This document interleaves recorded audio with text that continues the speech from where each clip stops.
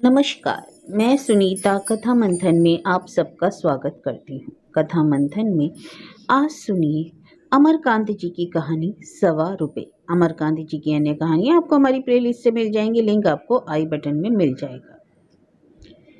मेरे बाबा पूरे 80 वर्ष के होकर मरे। वे अंत तक तो पूर्णतः स्वस्थ दिखते रहे, किंतु उन्हें दिल के दौरे की बीमारी थी और उसी ने अचानक एक दिन उनके गौरवशाली जीवन का अंत कर दिया। बाबा हम लोगों से अलग रहते थे, जिसके कारण स्पष्ट था उन्होंने 3 शादियां की थी। पहली शादी से मेरे पिताजी तथा 2 लड़कियां थी, दूसरी शादी से कोई नहीं और तीसरी शादी से 2 लड़के और 1 लड़की थी। दादी बाबा की तीसरी पत्नी दिमाग की गर्म और जबान की तेज थी। पिताजी जब अपने पैरों पर खड़े होने लायक हुए तो बाबा ने यही उचित समझा कि अलग हो जाए। घर के 2 हिस्से कर दिए गए। एक में बाबा, दादी, कमला बुआ, रघु और चंदू चाचा के साथ रहने लगे। हमारे बाबा काफी मोटे थे, मुंह पर बड़े बड़े गलमुच्छे जो कानों से लिपटे रहते। उन्हें देखकर पुराने जमाने के मेवाड़ के राजपूतों की याद आ जाती थी। मूंछों में वे बाकायदा तेल लगाते और उन्हें रोज कंघे से देर तक झाड़ते। माटी बड़ी सी चुटिया के महत्व को कायम रखने के लिए वे सिर को बराबर घुटाते रहते। नहाते समय पीछे से बाएं हाथ में चुटिया उठाकर उस पर दाहिने हाथ से मारते। पट पट की आवाज होती। इस अवसर पर घर के या मोहल्ले के कुछ शैतान लड़के अवश्य उपस्थित रहते। पट पट की आवाज सुनकर ही करके हंसते और उनसे वैसा ही फिर करने का आग्रह भी करते। बाहर बरामदे में लंबी चौड़ी कठिया पर मसनद का सहारा लेकर बाबा जब आराम से बैठते तो उनकी तौंद अपनी बहार दिखाने लगती। सवेरे नहा धोकर तथा पूजा पाठ करके तैयार होने के फौरन बाद ताजा हलवा तथा हनुमान जी वाले खानदानी चांदी के कटोरे में 1 अंगुल मोटी मलाई से आच्छादित गैया का गाढ़ा दूध आता। बाबा डकार डकार कर हलवा खाते, फिर एक सांस में दूध पी जाते। उस समय मूंछों के बालों से लटकती खिलती हुई दूध की बूंदें साफ देखी जा सकती थी। इस डबल नाश्ते के बाद भोजन दिन के 1:30-2 बजे के लगभग करते। शाम को भी हल्का नाश्ता चलता, कभी चने की घुगनी, कभी मटर की फलियां, कभी गाजर और कभी शकरकंद। रात का भोजन कहीं 11-12 बजे तक होता। बाबा के अपने नियम थे और अपने आचार विचार। महीने में घर से केवल 1 बार बाहर निकलते। घुटने तक मोटी धोती, पुरानी शानदार मिर्जई, सिर पर मोटे रस्से की तरह लपटी पगड़ी और पैरों में कड़वे तेल से मुलायम किए चमरौंदे जूते। मिर्जापुरी लाठी के सहारे ठक ठक करते बहुत धीरे धीरे चलते। एक कदम लगभग 3-3.5 इंच का पड़ता। खसखस की आवाज होती रहती, चुपचाप चलते रहते। रास्ते में कुछ खाना पीना हराम था। गंतव्य स्थान पर भी पहुंचकर घंटों बैठे गप्पे लड़ाते रहते। दुनिया वालों को गालियां सुनाते, अपने जमाने के तौर तरीकों की अथक सराहना करते, परंतु इस बीच एक बूंद जल भी वहां का अपने मुंह में न डालते। गालियां तो उन्हें अत्यंत प्रिय थी। कोई बात इधर की उधर हुई नहीं कि मुंह से भर भर टेढ़ी तिरछी मजी मजाई गालियों की बौछार होने लगती। जैसे छेड़ने पर क्रोधित मधुमक्खियां छत्ते से भर भर निकल आती हैं। बच्चे हो या बड़े, अम्मा हो या बाबूजी, नानी हो या दादी, सबके साथ पुश्तों की खबर लेते, घंटों बड़बड़ बड़बड़ करके। पिताजी ने उनके आराम में कोई कमी की, दादी गिर पड़ी, लड़कों ने शोर मचाया, किसी ने देर से भोजन किया, कोई फैशन से रहने लगा। सभी मौकों पर बिना पक्षपात अबाधित गति से गालियां उनके मुख से निकलती रहती। अभी उसी रोज की बात है। मैं छुट्टियों में कॉलेज से घर लौटा था। यहाँ मैं यह कह दूं कि मैं जरा फैशनेप्रस्त और घुमक्कड़ किस्म का व्यक्ति हूँ। इस पर बाबा ने ऐलान कर दिया कि मैं तो पूरा आवारा हूँ। खैर, मैं स्टेशन से घर आकर सबसे पहले बाबा के पैर छूकर उनके पास बैठ गया। कॉलेज की इधर उधर की बातें पूछने के पश्चात वे गाँव का हाल सुनाने लगे। देख रे बाबू, तेरे जाने के बाद गाँव पर बड़ी आफत आई। भोला, कुंजन, जतिया और ढेला मर गए। गंगा मैया की भी कृपा न रही। जोरों की बाढ़ आई और सारे खेत खलिहान चौपट हो गए।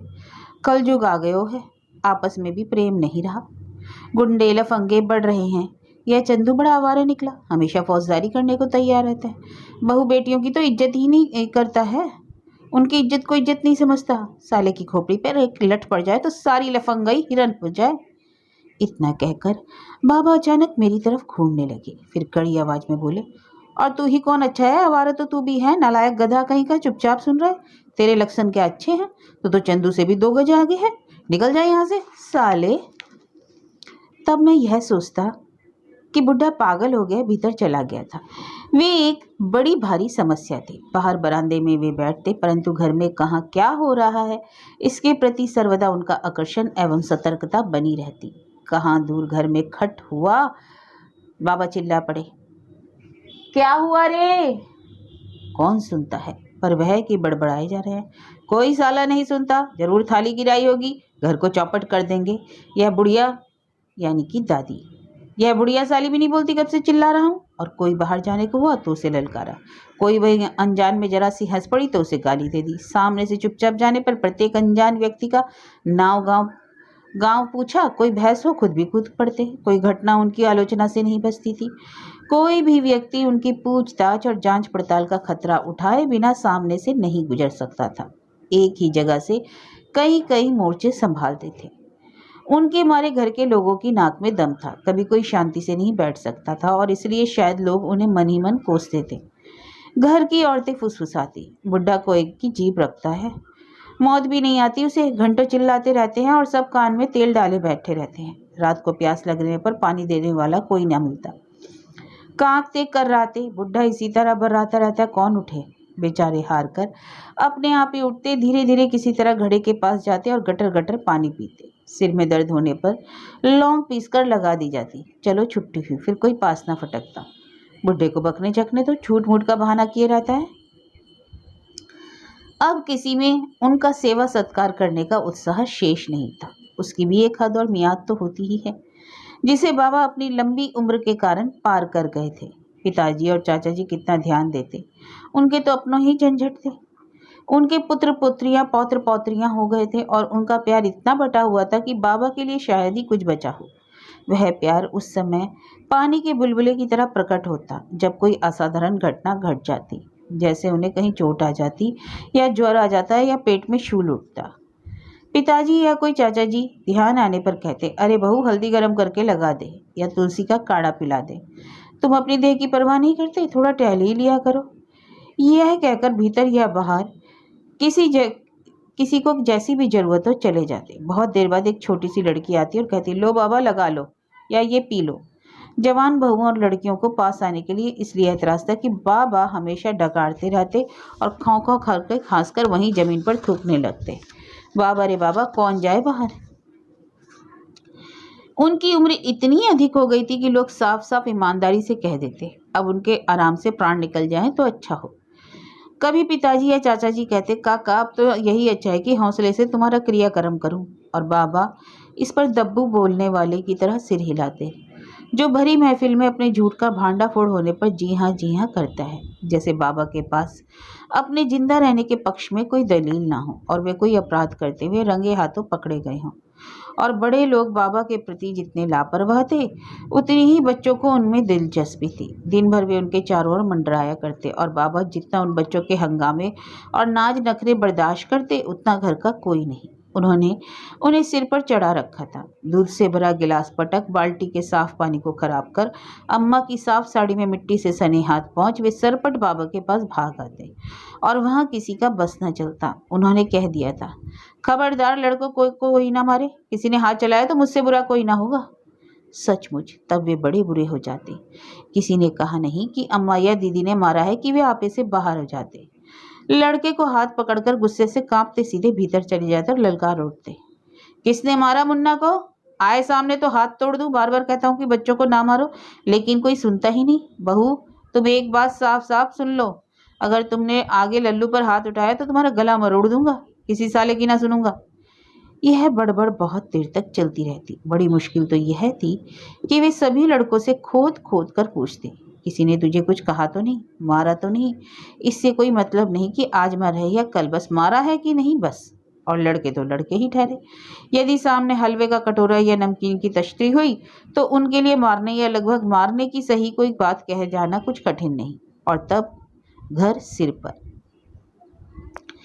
कभी कभी तो ऐसा होता, एक दिन की मार के लिए कई दिनों तक डांट चलती रहती। कारण यह है कि बच्चे कहते कि अम्मा या दीदी या बुआ ने कल मारा था, और छोटे बच्चे तो महीने भर पुरानी घटना को भी कल ही की समझते और बताते।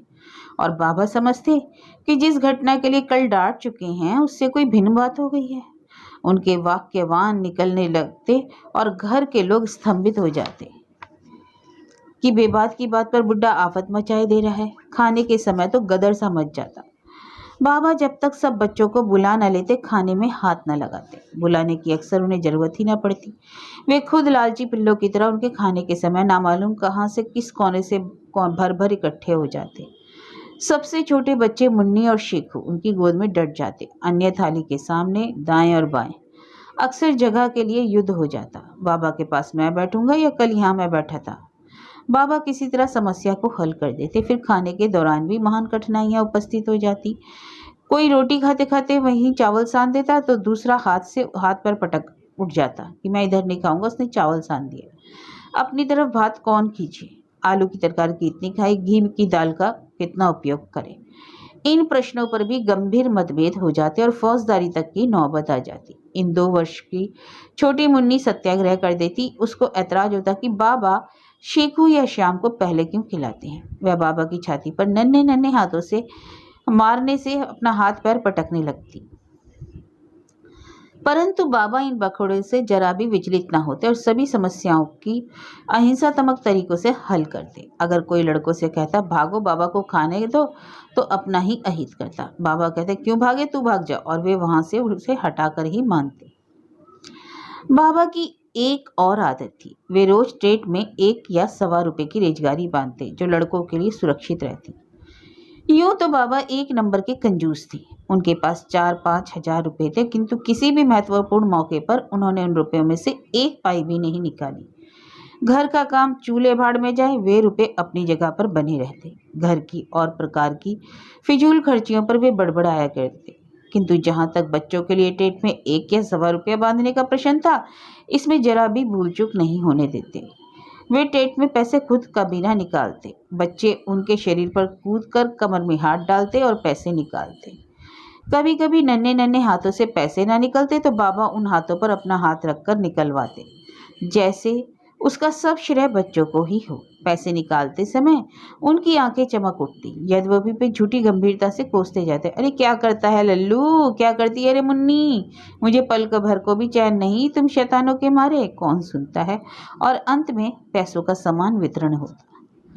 घर वालों को बच्चों को इस तरह पैसे देने की बाबा की आदत पसंद नहीं थी। प्रथम तो उससे बच्चों की आदत और सेहत खराब होती थी। वे उन पैसों से अगड़म बगड़म चीजें खरीद कर खाते थे।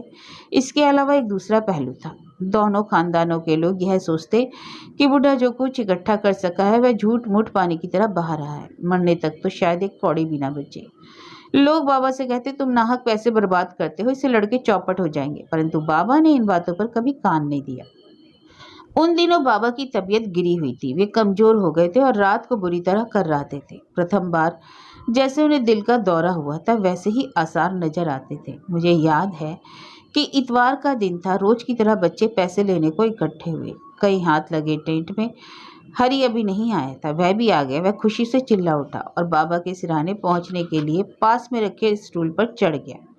वह खटिया पर छलांग मारने ही वाला था कि स्टूल पर उसके पैरों के धक्के को संभाल न सका और हरी को लिए लिए नीचे गिर पड़ा। पास ही रखी एक छोटी चौकी का एक कोना उसके माथे में धंस गया। खून का फव्वारा छूटने लगा।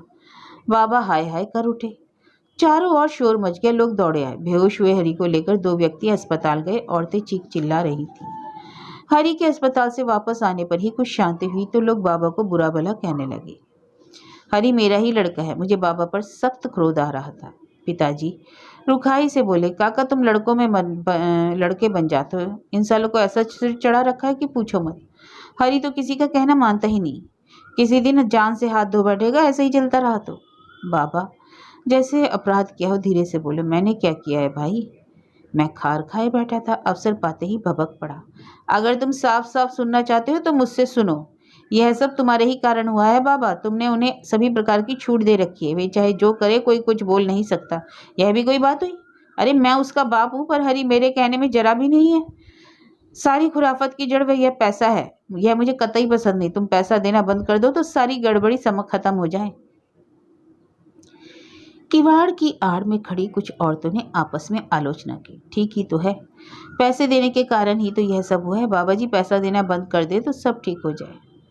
बाबा को शर्माकर नीचे देखते हुए बोले, तो तुम सब यही चाहते हो ना कि मैं पैसे ना दूं? तुम्हें बुरा लगता है तो आज से पैसा देना बंद। पिताजी ने चापलूसी भरे स्वर में झुककर धीरे से कहा, देखो पैसे देने से लड़कों की आदतें खराब हो जाती है। अगर खाने की चीज घर में ही तैयार हो जाए तो पैसे देने की जरूरत क्या है? ये अंड बंड चीजें खाते हैं और सेहत खराब हो जाती है। मेरी गर्मी अभी तक शांत नहीं हुई थी। बोला, यही नहीं, बच्चों को अपने साथ बैठाकर खिलाओगे भी नहीं और ना किसी को उन्हें मारने से रोको।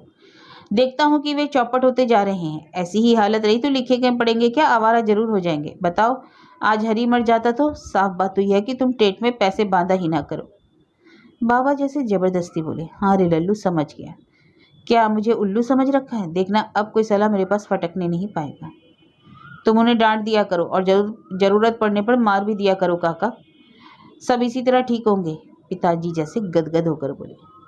दादी बाबा की तीसरी धर्मपत्नी थी, वे भी आ गई तो नक्कर बोली, अब और पैसे दो। बार बार कहा कि तुम्हें दूसरों से क्या मतलब, चुपचाप बैठकर राम नाम जपा करो। परंतु तुम तो पागल हो गए हो। इसी तरह किसी दिन किसी की हत्या का दोष तुम्हारे सिर मर जाएगा और तब सभी थू थू करेंगे, कोई ना पूछेगा। बाबा शर्म से थोड़ा मुस्कुराकर चुप हो गए। आश्चर्य था कि उन्होंने कुछ विरोध नहीं किया। उसके बाद सब शांत हो गया। सब कामकाज ठीक से चलने लगा। दूसरे दिन बाबा उठे और उन्होंने चुपचाप अपना काम किया। नाश्ते के समय अभी देर थी। वे खाट पर लेट गए। उन्हें नींद आने लगी। चादर से मुंह ढककर सो गए। सब लोग भीतर अपने अपने काम में व्यस्त थे। लगभग 1 घंटा बाद दादी एक हाथ में हलवे का कटोरा और दूसरे हाथ में गिलास लिए बाहर आई। उन्होंने कहा, उठो उठो जी, कलेव कर लो। बाबा कुछ नहीं बोले। 2-3 दफा कहने पर भी कुछ उत्तर ना मिला तो दादी कटोरे और गिलास को स्टूल पर रखकर यह कहते कि भाड़ में जाए ऐसी नींद, चादर हटा दी। पर बाबा को देखते ही चीख मारकर रो पड़ी। हाय राम! बाबा की आंखें फटी फटी सी थी और मुंह कुछ खुला हुआ था। वे महानिंद्रा में निमग्न थे। चीख सुनते ही लोग दौड़े आए और छाती पीट पीट कर रोने लगे। चारों तरफ कोहराम मच गया। मोहल्ले के लोग भी आए और समझाने बुझाने लगे। अरे मिश्रा जी, बाबूजी को बोले, आप रोते हैं? अरे खुशियां मनाइए। इतने बूढ़े होकर कितनी शांति से मरे। ऐसा तो सतयुग में ही होता था। उठिए, अर्थी बनवाने का इंतजाम कीजिए। धीरे धीरे रोना पीटना बंद हुआ। अर्थी बनने लगी। बाबा को नहलाने के लिए आंगन में ले जाया गया। बनियान उतारी गई, फिर धोती खोली जाने लगी। तभी झन झन कर बहुत से पैसे गिर पड़े। गिरने पर वे पूरे ₹1.25 निकले।